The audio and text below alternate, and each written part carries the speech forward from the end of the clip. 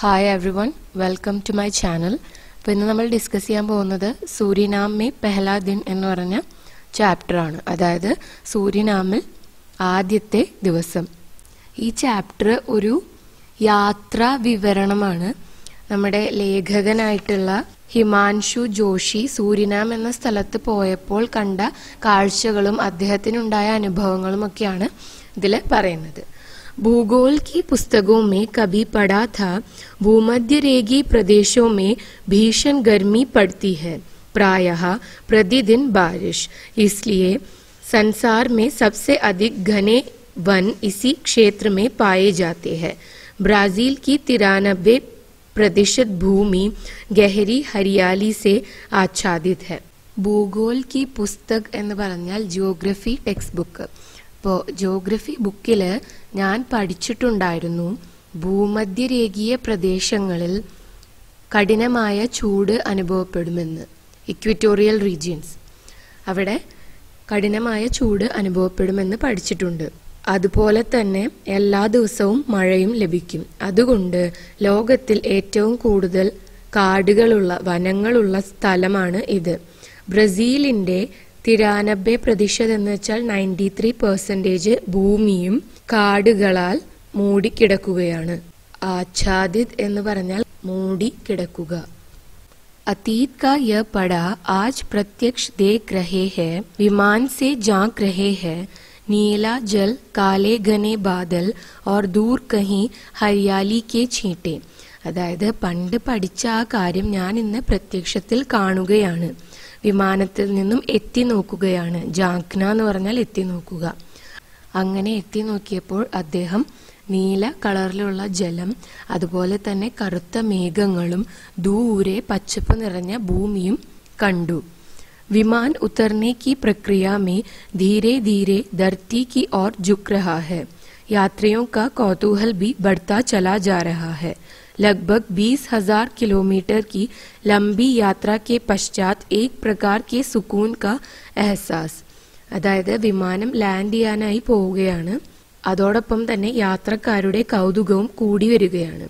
ഉത്തർന എന്ന് പറഞ്ഞാൽ താഴെ ഇറങ്ങുക, ജുക്ന കുനിയുക, കൗതൂഹൽ ആകാംക്ഷ. ഏതാണ്ട് 20,000 കിലോമീറ്റർ നീണ്ട ഒരു യാത്രയ്ക്ക് ശേഷം സ്ഥലത്തെത്തിയപ്പോൾ അവർക്ക് വളരെയധികം സന്തോഷം തോന്നി. ലഗ്ഭഗ് ഏതാണ്ട് 20,000 കിലോമീറ്റർ, 20,000 കിലോമീറ്റർ. പശ്ചാത് ശേഷം, സുക്കൂൻ ആശ്വാസം, एहसास फीलिंग. जिस हिंदी को भोजपुरी अवधि के रूप में हनुमान चालीसा तथा रामचरितमानस आदि धर्म ग्रंथों के माध्यम से भारत से जाते समय वे ले गए थे अपने साथ, और जिसे उन्होंने तूफान के बीच दिए की तरह जलाए रखा, आज 130 साल बाद वह एक नए रूप में साकार होकर उपस्थित हो रहा है. उसका वैश्विक स्वरूप उभर रहा है. वह अब गिरमिटिया श्रमिकों की ही नहीं, शासकों, राष्ट्राध्यक्षों की भी भाषा बन गई है, जो संसार की 120 देशों में किसी न किसी रूप में अपनी उपस्थिति का एहसास जता रही है. ഹിന്ദി ഭാഷയ്ക്ക് 17 ബോലികളുണ്ട്. അതിൽ ഏറ്റവും ഫേമസ് ആയിട്ടുള്ള 2 ബോലികളാണ് ഭോജ്പുരിയും അവധിയും.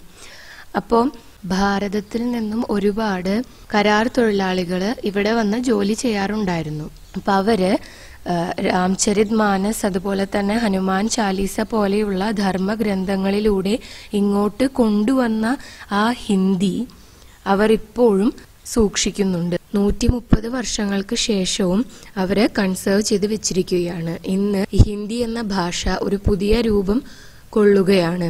യൂണിവേഴ്സലായ ഒന്നായി മാറിക്കൊണ്ടിരിക്കുകയാണ്.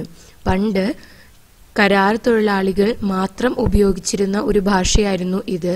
എന്നാൽ ഇപ്പോൾ ശാസകരും രാഷ്ട്രാധ്യക്ഷരും വരെ ഉപയോഗിക്കുന്ന ഒരു ഭാഷയായി ഇത് മാറിക്കൊണ്ടിരിക്കുകയാണ്. ലോകത്തിലെ 120 ദേശങ്ങളിൽ ഹിന്ദി എന്ന ഭാഷ ഏതെങ്കിലുമൊക്കെ തരത്തിൽ സാന്നിധ്യം അറിയിക്കുന്നുണ്ട്. मॉरिशस, त्रिनिदाद, ब्रिटेन के पश्चात विश्व हिंदी सम्मेलनों की यह 7वीं यात्रा है, 7वीं मंजिल. 130 साल पहले जो प्रथम भारतीय श्रमिक यहाँ आए थे उनके आगमन की स्मृति में इस हिंदी महापर्व का आयोजन हो रहा है। भारत के अलावा अनेक देशों के हिंदी लेखक, हिंदी प्राध्यापक, हिंदी प्रचारक, हिंदी सेवी अपनी उपस्थिति का एहसास जता रहे हैं. മൊറീഷ്യസ്, ത്രിനിദാദ്, ബ്രിട്ടൻ എല്ലാം ശേഷം വിശ്വ ഹിന്ദി സമ്മേളനത്തിന്റെ ഇത് 7ാമത്തെ യാത്രയാണ്. 130 വർഷത്തിന് മുൻപാണ് ഭാരതീയ തൊഴിലാളികൾ ഇവിടെ ആദ്യമായി വന്നത്. അതിന്റെ ഓർമ്മയ്ക്കായിട്ടാണ് ഹിന്ദി മഹോത്സവം ഇവിടെ ഓർഗനൈസ് ചെയ്യപ്പെടുന്നത്. ഭാരതത്തിന്റെ റെപ്രസെന്റേറ്റീവ്സ് കൂടാതെ ഹിന്ദിയുടെ ഫീൽഡിൽ വർക്ക് ചെയ്യുന്ന മറ്റ് ഒരുപാട് വ്യക്തികൾ ഈ ഉത്സവത്തിൽ പങ്കെടുക്കാനായിട്ട് ഇവിടെ വന്നിട്ടുണ്ട്. അപ്പം ഇവിടെ മഹാപർവ് എന്ന് പറയുന്നത് മഹോത്സവം, അതുപോലെ ആയോജൻ എന്ന് വെച്ചാൽ ഓർഗനൈസ് ചെയ്യുക. लगभग 4.5 लाख आबादी वाले इस देश में जिसके 37% लोग भारतीय मूल के हैं, सर्वत्र भारती ही भारती दिख रहे हैं. पारामारिबो शहर सूरीनामी नहीं, एक भारतीय शहर जैसा लग रहा है. 4.5 ലക്ഷം മാത്രം ജനസംഖ്യയുള്ള ഈ ദേശത്തില് 37% ആളുകളും ഭാരതീയരാണ്. എവിടെ നോക്കിയാലും ഭാരതീയരെയാണ് കാണാനായിട്ട് സാധിക്കുന്നത്. പാരാമാരിബോ എന്ന ഈ പട്ടണം സൂരിനാമിനേക്കാൾ ഉപരിയായി ഇന്ത്യയിലെ ഒരു പട്ടണമായിട്ടാണ് തോന്നുന്നത്. ആബാദി എന്ന് വെച്ചാൽ ജനസംഖ്യ. दिनांक 6 जून को प्रातः सम्मेलन का शुभारंभ करते हुए सूरीनाम के अफ्रीकी मूल के राष्ट्रपति रोनाल्डो विनेशियन ने अपने उद्बोधन में कहा था, सूरीनाम और भारत के बीच प्रगाढ़ आत्मीय संबंध है. दोनों देश अनेक अर्थों में एक दूसरे से गहरे जुड़े हैं. दोनों के बीच पुराने भाषाई संबंध है. ആഫ്രിക്കൻ വംശജനായിട്ടുള്ള റൊണാൾഡോ വെനീഷ്യൻ ആയിരുന്നു സൂരിനാമിന്റെ പ്രസിഡന്റ്. സമ്മേളനത്തിന്റെ ഉദ്ഘാടന സമയത്ത് 6 ജൂണിന് അദ്ദേഹം തന്റെ പ്രസംഗത്തിൽ പറയുകയുണ്ടായി, സൂരിനാമും ഭാരതവും തമ്മിൽ ആഭേദ്യമായി ബന്ധപ്പെട്ടിരിക്കുന്നു. 2 ദേശങ്ങളും തമ്മിൽ ഭാഷാപരമായി ഒരുപാട് അടുത്ത് ബന്ധപ്പെട്ട് കിടക്കുന്നു എന്ന്. भाषा भावों की अभिव्यक्ति का सशक्त माध्यम होती है.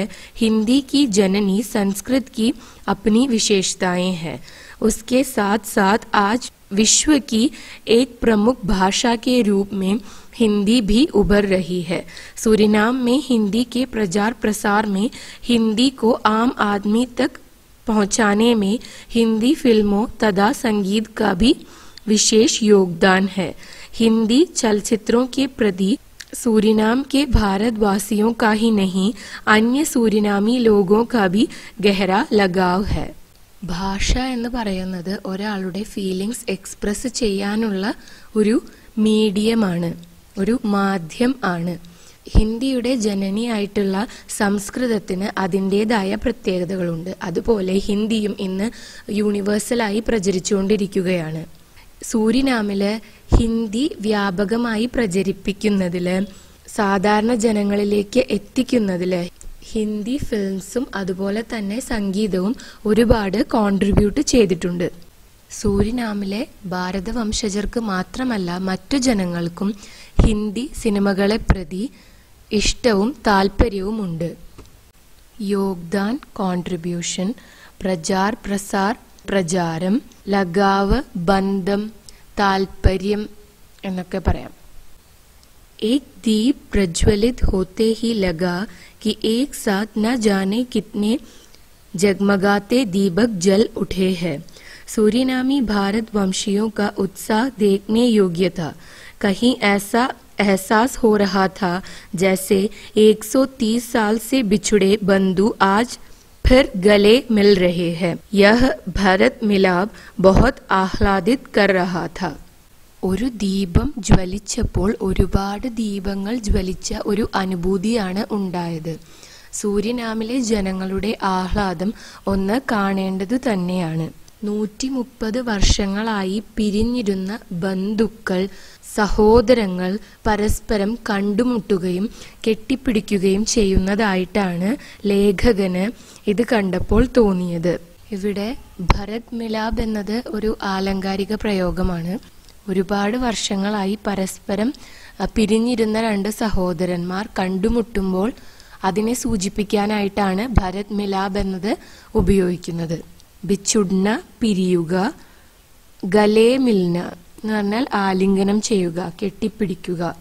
ഈ ചാപ്റ്ററിൽ ഏറ്റവും കൂടുതൽ ഇമ്പോർട്ടൻസ് കൊടുക്കുന്നത് ഹിന്ദി എന്ന ഭാഷയുടെ ശ്രേഷ്ഠതയ്ക്കാണ്. അതുകൊണ്ട് തന്നെ ഹിന്ദി ഭാഷയുടെ ശ്രേഷ്ഠതയെ കുറിച്ചിട്ടുള്ള ചോദ്യങ്ങൾ വരാനായിട്ട് ചാൻസ് ഉണ്ട്.